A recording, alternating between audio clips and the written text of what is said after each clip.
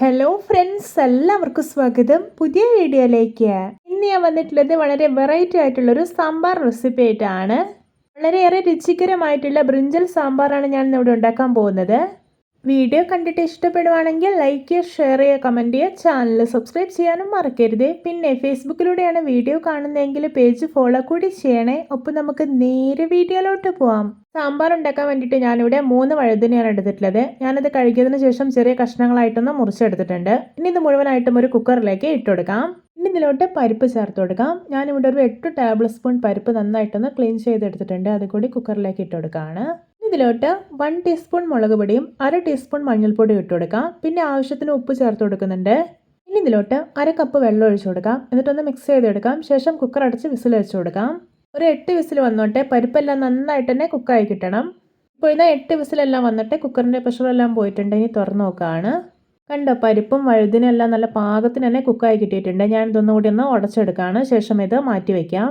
കറി ഉണ്ടാക്കാൻ വേണ്ടിയിട്ട് ഞാനിവിടെ ഒരു കടായി അടുപ്പത്ത് വെച്ചിട്ടുണ്ട്. ഇതിലോട്ട് 2 ടേബിൾ സ്പൂൺ ഓയിൽ ഒഴിച്ചു കൊടുക്കാം. ഓയിൽ ചൂടായിട്ട് വരുമ്പോൾ ഒരു വലിയ ഉള്ളി അരിഞ്ഞത് ഇട്ട് കൊടുക്കാം. എന്നിട്ട് ആവശ്യത്തിന് ഉപ്പ് കൂടി ചേർത്തിട്ട് നന്നായിട്ടൊന്ന് വഴറ്റിയെടുക്കാം.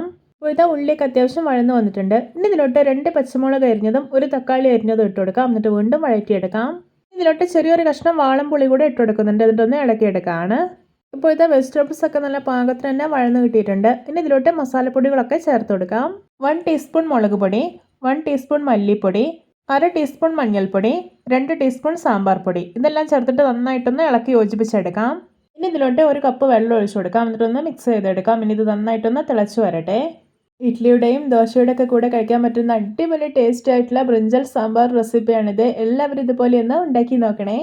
ഇപ്പോഴത്തെ കറി നല്ലപോലെ തിളച്ചൊന്ന് കുറുകി വന്നിട്ടുണ്ട്. ഇനി ഇതിലോട്ട് വേവിച്ച് വെച്ചിരിക്കുന്ന പരിപ്പും വഴുതനയും ഉണ്ടല്ലോ, അത് ചേർത്ത് കൊടുക്കാം. ഇനി കുറച്ച് കുക്കർ കഴുകിയിട്ട് വെള്ളം കൂടി ഒഴിക്കുന്നുണ്ട്. എന്നിട്ടൊന്ന് മിക്സ് ചെയ്തെടുക്കാം. ഇനി ഇതൊന്ന് തിളച്ച് വരട്ടെ. ഇപ്പോഴത്തെ കറി തിളച്ച് വന്നിട്ടുണ്ട്. ഇനി ഇതിലോട്ടൊരു 1/2 ടീസ്പൂൺ കായപ്പൊടി ഇട്ട് കൊടുക്കാം. പിന്നെ കുറച്ച് മല്ലിയില അരിഞ്ഞത് കൂടെ ഇട്ട് കൊടുക്കുന്നുണ്ട്. ഞാൻ ഈ ഒരു ബ്രിഞ്ചൽ സാമ്പാർ അത്യാവശ്യം നല്ല തിക്നെസ്സോടെയാണ് റെഡിയാക്കി എടുക്കുന്നത്. അങ്ങനെ കഴിക്കുമ്പോഴാണ് നല്ല ടേസ്റ്റ് ഉണ്ടാവുന്നത്. ഇപ്പോഴത്തെ കറി കണ്ടോ, നല്ല പാകത്തിന് തന്നെ കുറുകി റെഡി ആയിട്ടുണ്ട്. ഇനി ഇത് വാങ്ങി വെക്കാം. എന്നിട്ട് വറവ് റെഡിയാക്കാം. ഇനി ഒരു കുഞ്ഞു പാനിലോട്ട് 1 ടേബിൾ സ്പൂൺ ഓയിൽ ഒഴിക്കാം. ഇനി ഇതിലോട്ട് 5 വറ്റൽമുളക്, കുറച്ച് കറിവേപ്പില, കുറച്ച് ഉലുവ ഇതെല്ലാം ഇട്ടിട്ടൊന്ന് ഫ്രൈ ചെയ്തെടുക്കാം. ഇപ്പോൾ ഇത് വറവ് റെഡി ആയിട്ടുണ്ട്. ഇനി ഇത് നേരെ കറിയിലോട്ട് ഒഴിച്ചു കൊടുക്കാം. ഇതൊന്ന് ഇളക്കി യോജിപ്പിച്ചെടുക്കാം. ഇപ്പോൾ ഇതാ നമ്മുടെ രുചികരമായിട്ടുള്ള ബ്രിഞ്ചൽ സാമ്പാർ റെഡി. നോക്കി കാണുമ്പോൾ തന്നെ കൊതി വരുന്നില്ലേ? നല്ല സ്മെല്ലൊക്കെയാണ് വരുന്നത്. അപ്പോൾ എല്ലാവർക്കും എൻ്റെ രുചികരമായിട്ടുള്ള ബ്രിഞ്ചൽ സാമ്പാർ ഇഷ്ടപ്പെട്ടെന്ന് വിചാരിക്കുന്നു. ഇഷ്ടപ്പെട്ടാൽ സപ്പോർട്ട് ചെയ്യാൻ മറക്കരുത്. അപ്പോൾ ഇതുപോലെയുള്ള വെറൈറ്റി വീഡിയോകളായി നമുക്ക് വീണ്ടും കണ്ടുമുട്ടാം. Okay, bye bye.